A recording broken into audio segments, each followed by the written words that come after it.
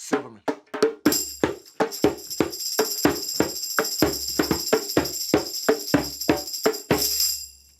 Right on. Souls. Come together, blacks and Jews, getting it done.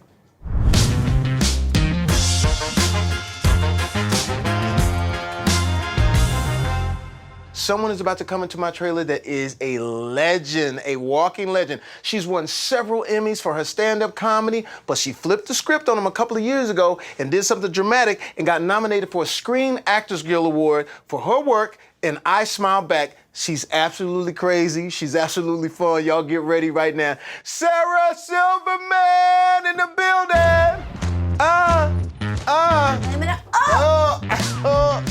Blame it on the girl. Yes, indeed. How are you? It's so great to see you. Come, please, to see join you. us. You need me to take your backpack? No, it's my transitional object. What do you mean it's your transitional? What if I need something? What if I need my thermos? What if I need lip gloss? What if I need gum? What if I need a Cottonelle wipe? Listen, every time I see you, I light up, right? You really Do I light up? Yes. Talk about, where did you get the balls from to tell your jokes? I think it was just a lack of knowing better because, like, I had one of those crazy dads that thought it would be hilarious to teach his 3-year-old swears. So, like, I would be in the middle of the market and be like, bitch, bastard, damn shit. Looking back, it makes so much sense because it shocked grown-ups, and then they gave me like this wild approval despite themselves. Right. And it made my arms itch with glee. And I think I became addicted to that feeling of like surprising people. That's hilarious. You starting out in comedy, there's always a moment that changes you or a moment that embarrasses you. Do you have a moment like that? Humiliating moments, there are so many. In stand-up especially. I mean, have you ever done stand-up and you hear the person in the back who does this?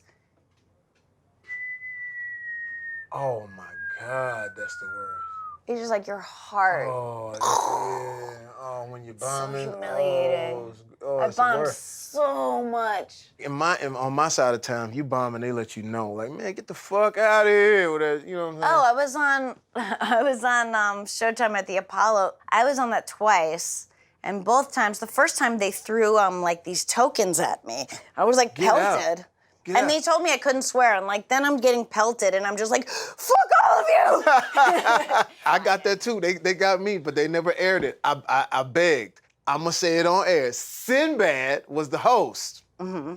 And I don't know if he did it on purpose, but he said, this next young brother, coming all the way from the Los Angeles, the West Coast. And he said, the West Coast. And they started booing before I even got out. So they never showed it, but I've gone back since then and did my thing. I want to know this though.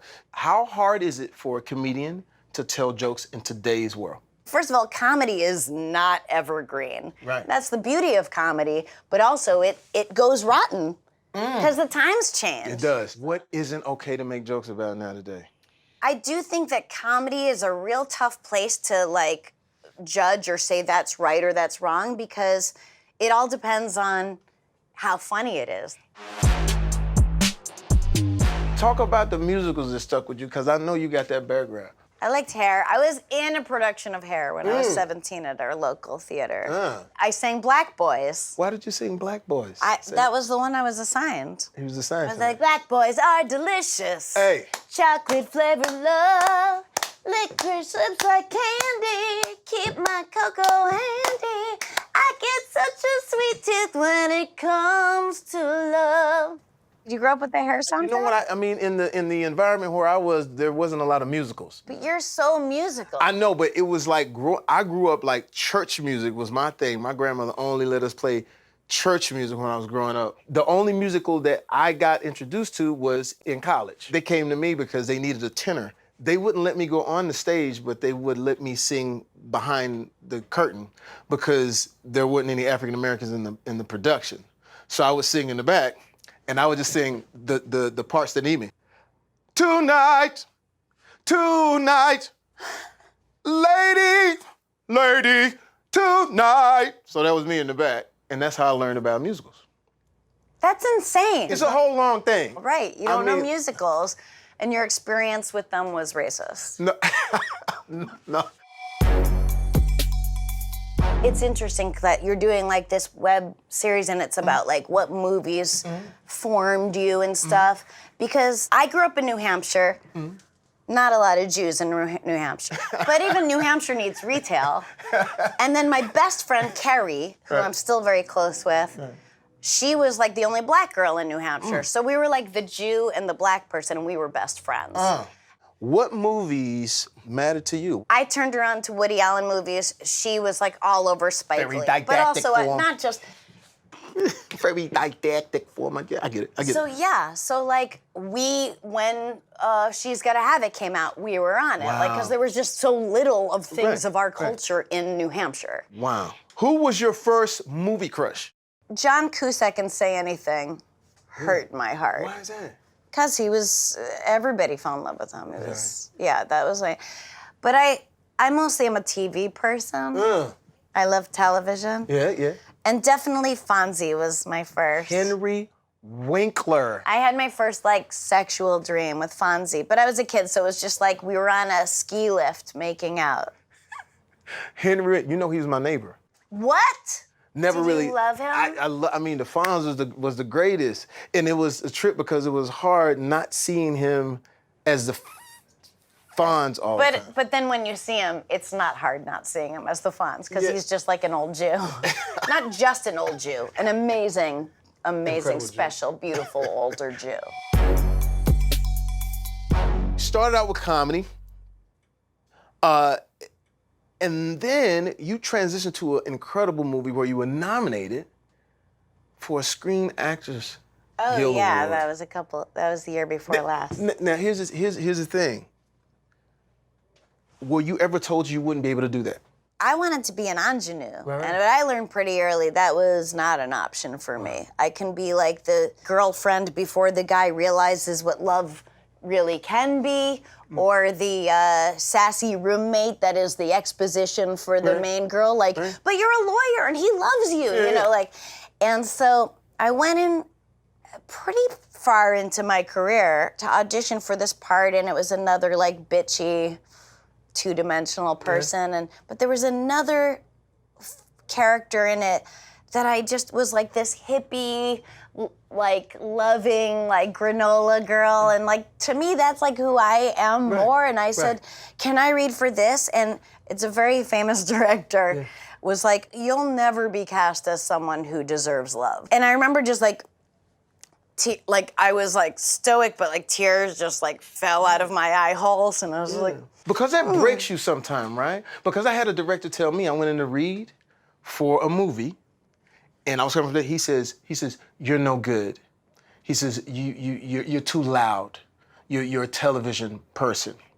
And as I'm walking out, because you have an epic transition from TV to movies but that's like never been done. But here's the thing: I'm walking out, and he goes, "Jamie Foxx, slave to television." Right? And I was just like, what does that even mean? I eventually got a chance to come back and read for him, and I did get the part, but he broke it down to me. And I told him, I said, "Man, that fucked me up. I wanted to come in here and whoop your ass, but it did something to me to make me want to go get it even more." Is that what happened in your situation? For sure. Right. I got to ask you about your show, I Love America. Talk about this show because it's sort of like you you're traveling all around and getting the perspective of everybody in America. All over the world. It's called I Love You America, and I travel the country. I had family dinner with a family in Chalmette, Louisiana, who all voted for Trump and never met a Jew. How'd that work? I love them. Right. But they said they had to Google Jew. She goes, "We Googled Jew, and guess what? Adam Levine is one." I was like, "He is." Were they thrown by that? It was very sweet. Can I be honest with you? Yeah. I never heard the word Jew until I was out of school. Until I was out of high school. I know it's weird. I grew up in Texas, and we studied Texas history. So if it didn't happen in Texas, You're right. it didn't happen. So when I heard the word Jew, I thought it was like a color. I was like, wow, that's interesting. Is that like blue?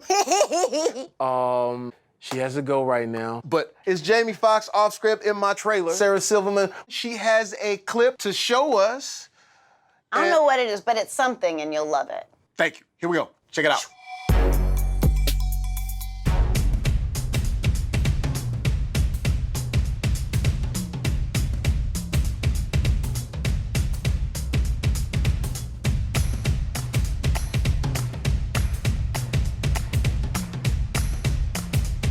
Hey Siri, how many Jews are in the world? Too many. God damn it! You believe in life and liberty.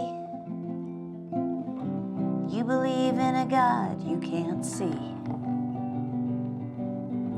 You believe in dumb luck and not giving zero fucks. So why don't y'all believe me? I got straight pubes.